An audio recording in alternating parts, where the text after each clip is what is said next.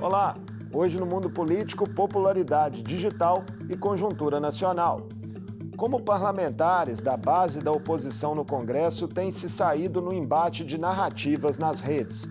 Os impactos desse jogo digital para as pautas em discussão e a governabilidade. E as repercussões dos anúncios do governo e de decisões judiciais que agitaram o noticiário em Brasília nos últimos dias. Eu converso com o cientista político Jonatas Varela, diretor de processamento de dados da consultoria Quest.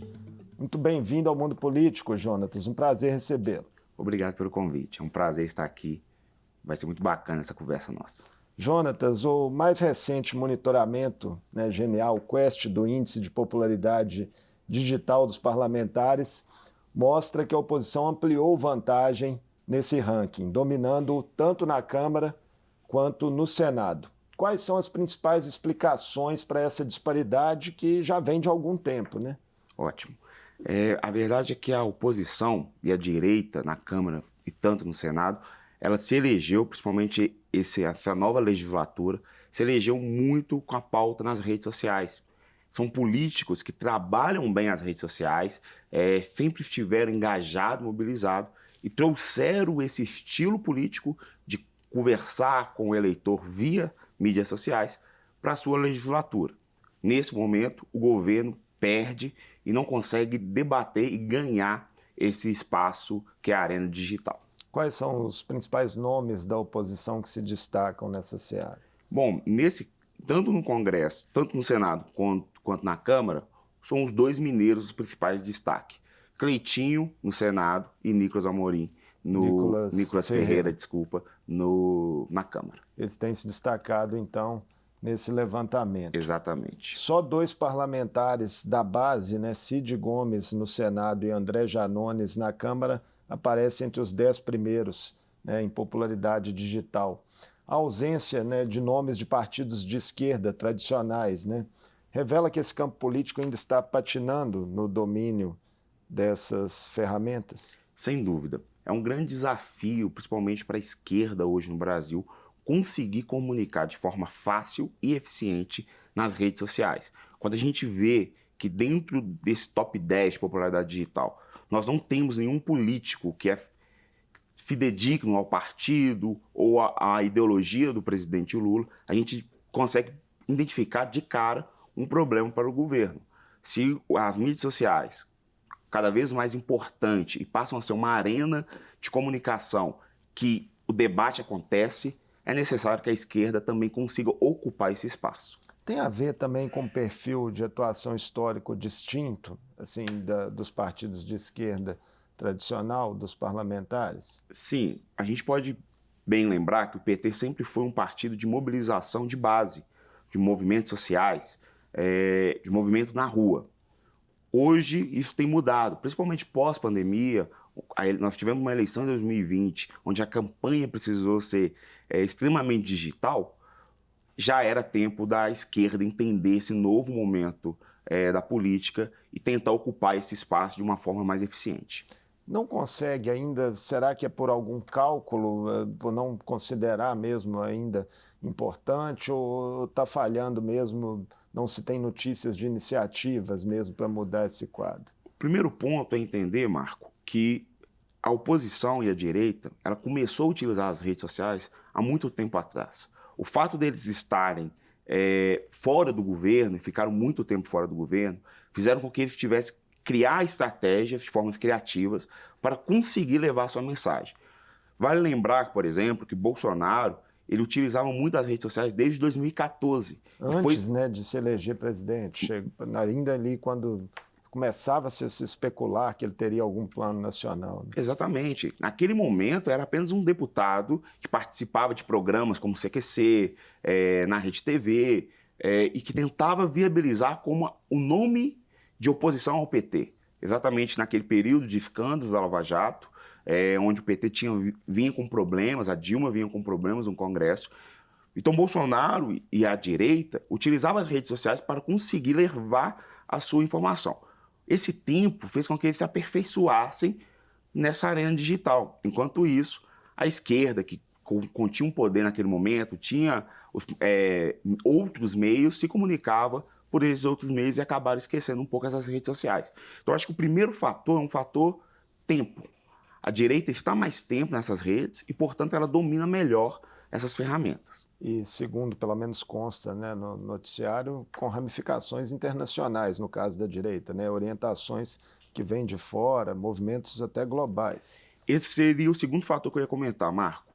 A direita ela é muito mais organizada e ela tem pautas que centraliza o campo ideológico.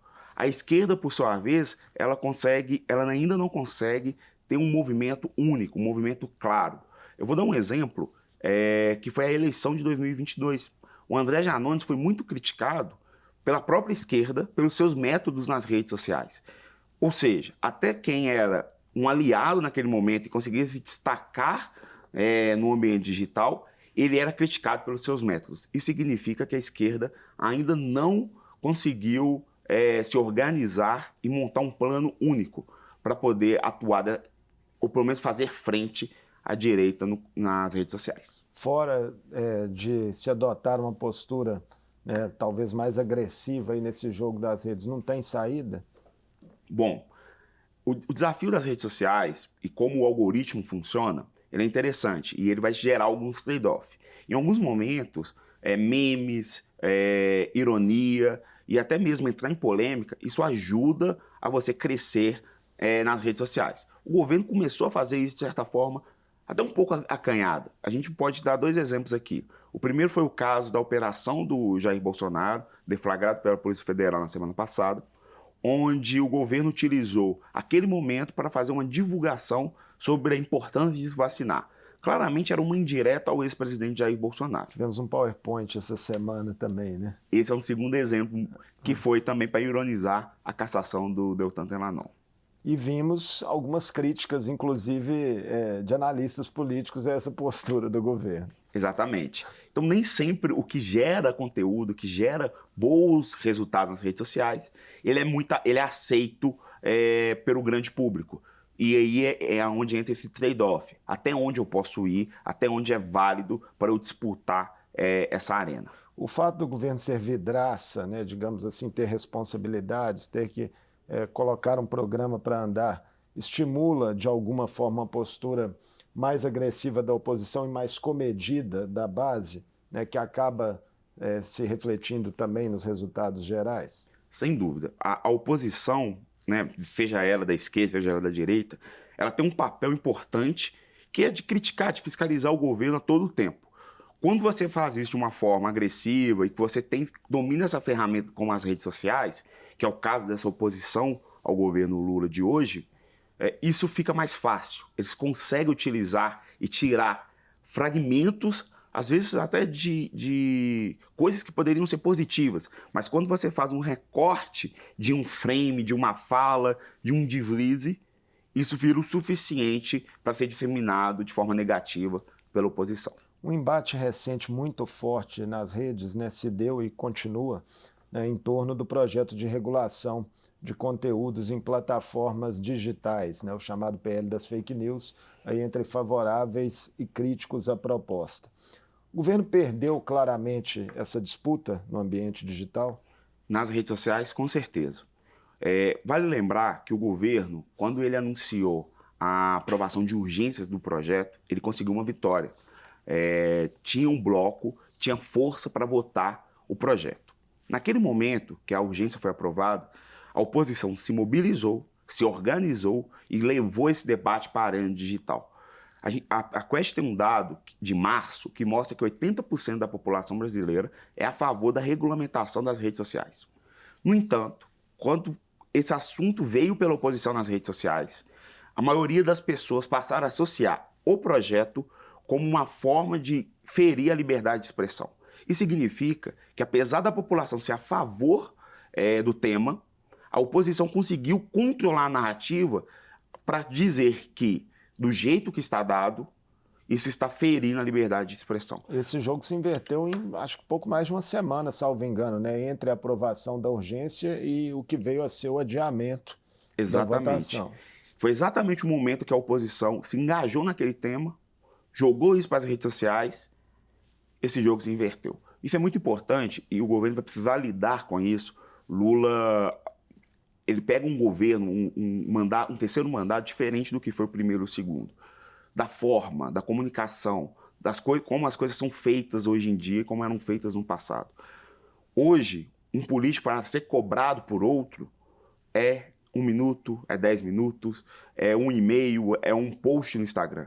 Então, a Quest levantou alguns políticos que votaram a favor da urgência, foi cobrado pela oposição, dizendo, vou dar um exemplo do nosso deputado mineiro Aécio Neves, que votou a favor e que tudo indicava que estava em favor da regulamentação, mas foi cobrado pela oposição em público e claramente mudou um pouco a sua forma de lidar com o assunto. Ainda em relação a esse assunto, né, ironicamente, um dos deputados que mais avançou em popularidade digital, até na esteira dessa discussão, o ex-procurador Deltan Dallagnol, está agora com o mandato virtualmente extinto, né? Foi cassado essa semana após uma decisão unânime do TSE, após os ministros entenderem ali que ele burlou a lei da ficha limpa, né, ao se candidatar com pendências administrativas no âmbito do Ministério Público.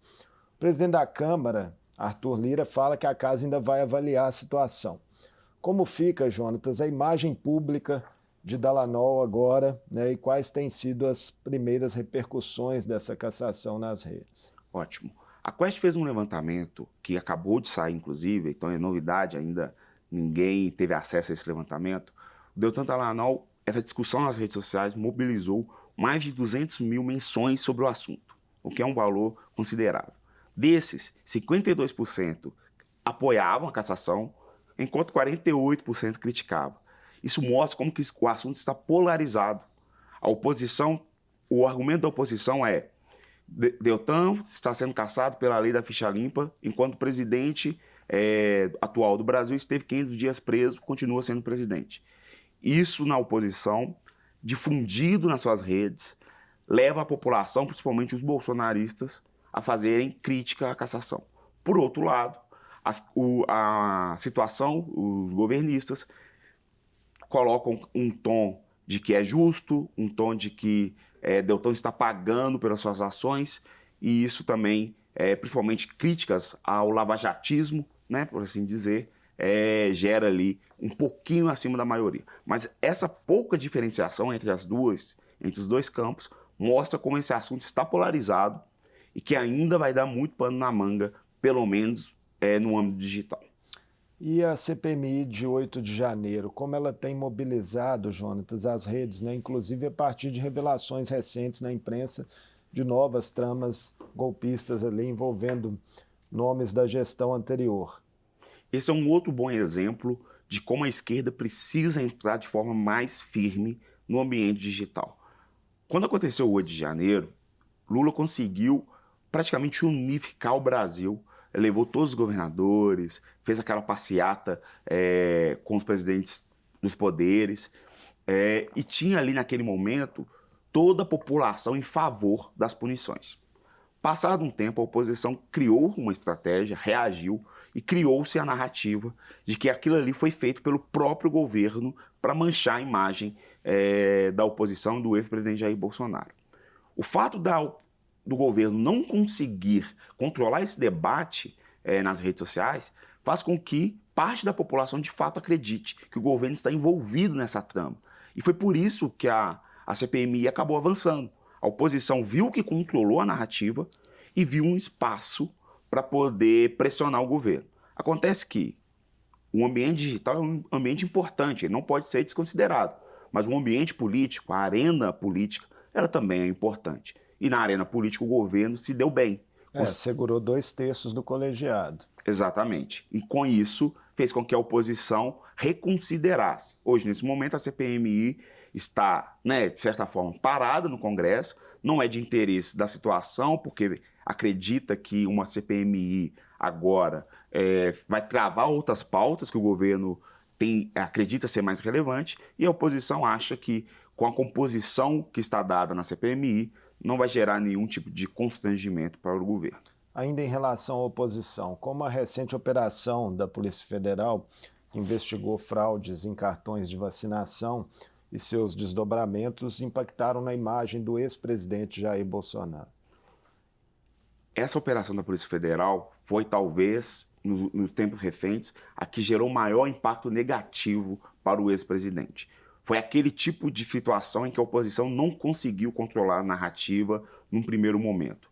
A gente coletou mais de 600 mil menções sobre o assunto e ela foi de ampla maioria negativa, 80% contra o ex-presidente Jair Bolsonaro. É a primeira vez que um tema conseguiu furar a base bolsonarista. Acho que toda imagem de uma operação, a Polícia Federal bater na porta da casa do ex-presidente, isso tudo gerou constrangimento para a imagem do ex-presidente. Mas não é a realidade constante.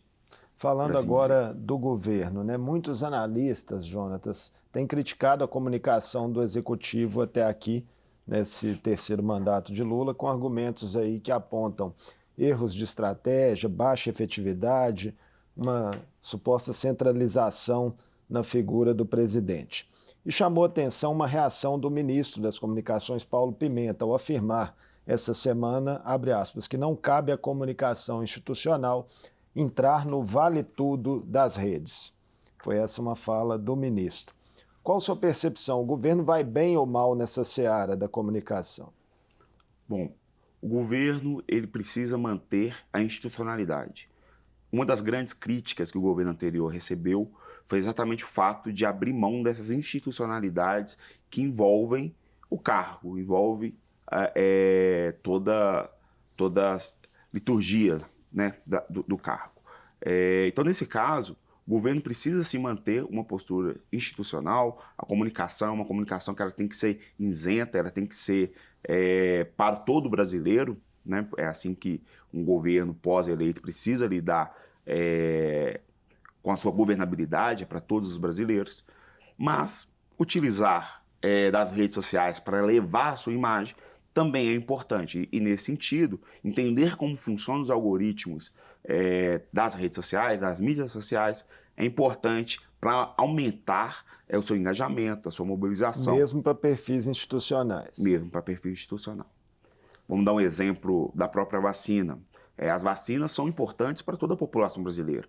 Quando você vai dizer que as pessoas precisam se vacinar, ou fazer uma campanha de vacinação, ela precisa ser feita conforme os algoritmos das redes sociais.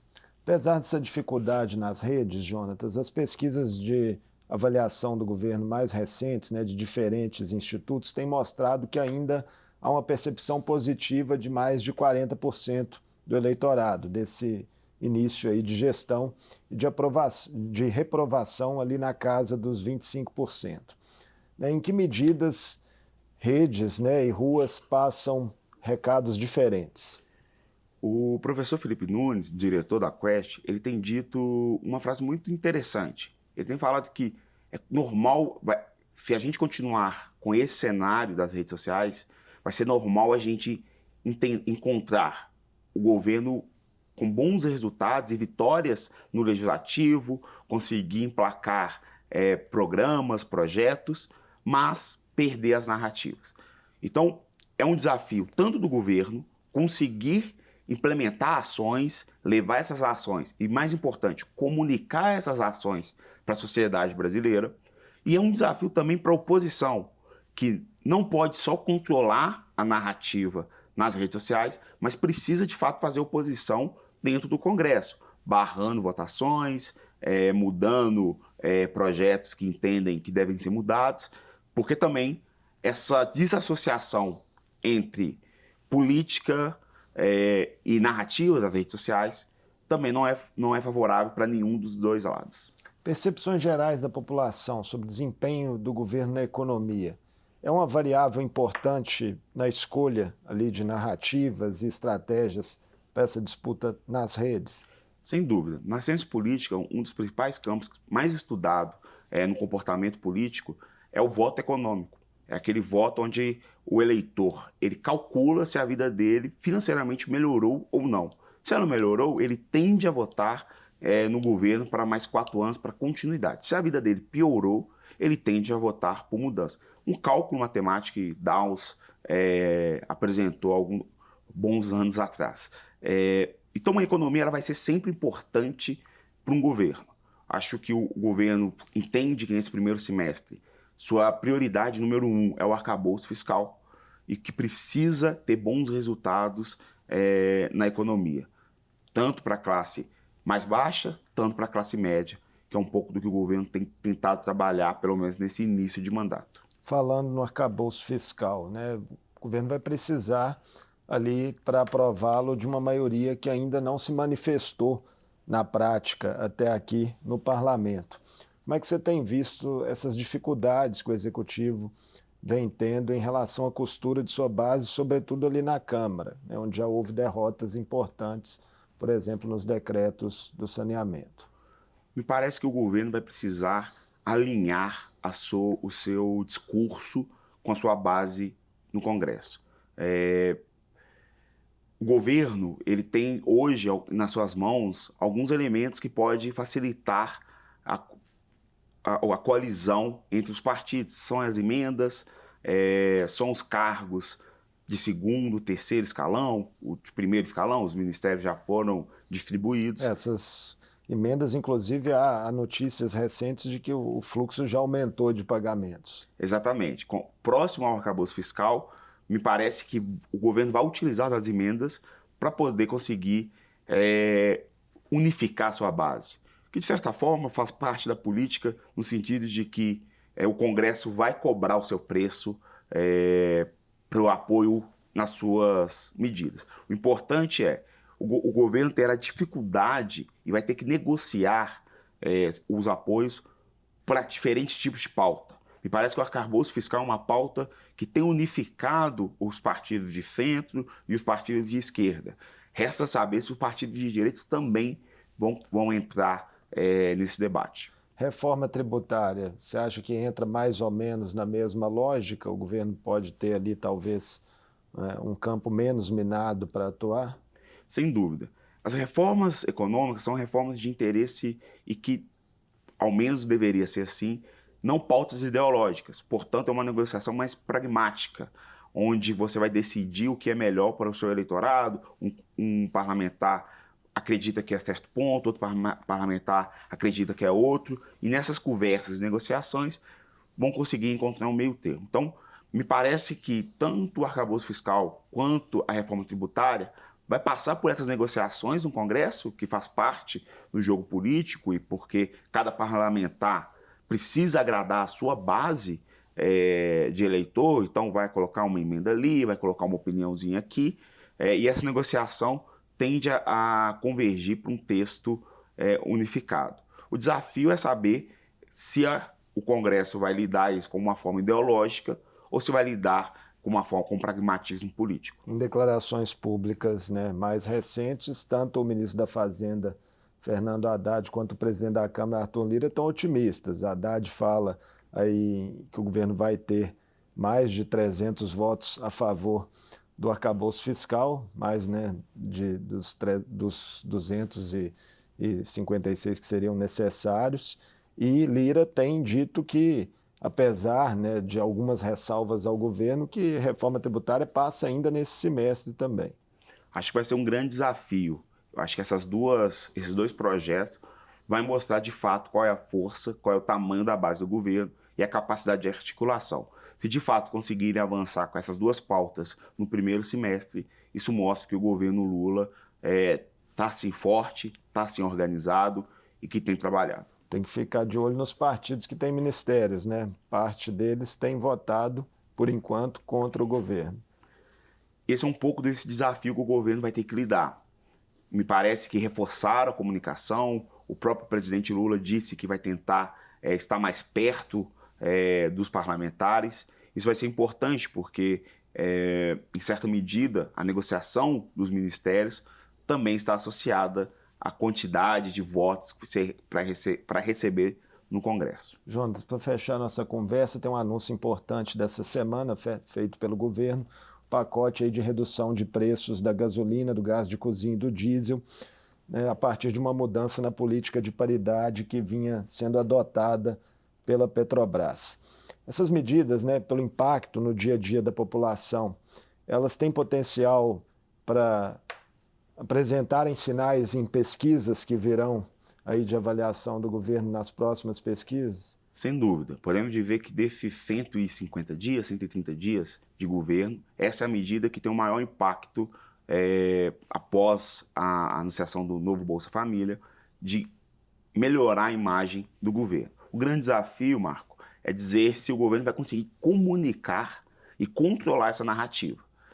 Não adianta fazer a medida, ela de certa forma ela vai gerar certo impacto, porque as pessoas vão ir comprar o botijão de gás, vão abastecer o carro e vão encontrar valores mais acessíveis. Mas, de qualquer forma, controlar essa narrativa e mostrar que foi uma medida do governo vai ser fundamental para a gente estimar qual vai ser o impacto dessas medidas. Obrigado por essa conversa conosco aqui no Mundo Político, Jonatas. Eu que agradeço o convite, muito obrigado, foi um prazer. Até a próxima. Conversei com o cientista político Jonas Varela, diretor de processamento de dados da consultoria Quest. Falamos sobre apontamentos da pesquisa mais recente do Instituto sobre popularidade digital de agentes políticos, os reflexos dos embates das redes no Congresso e das repercussões dos anúncios do governo e de decisões judiciais que marcaram a semana em Brasília. O Mundo Político fica por aqui. Obrigado por nos acompanhar e até o próximo programa.